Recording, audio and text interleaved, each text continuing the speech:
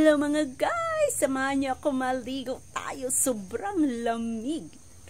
Ang lamig-lamig ngayong panahon na to mga guys. Pero maliligo tayo.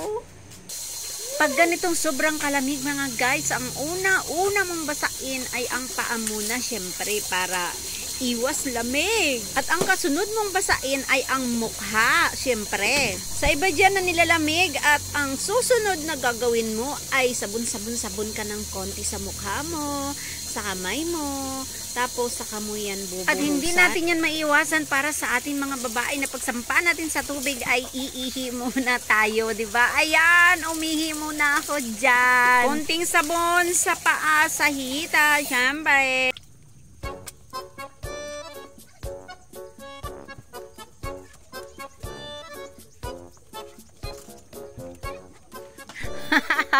Munti ko na makalimutan, hindi ko pa pala nababasa yung ulo ko. Buti na lang naaalala ko.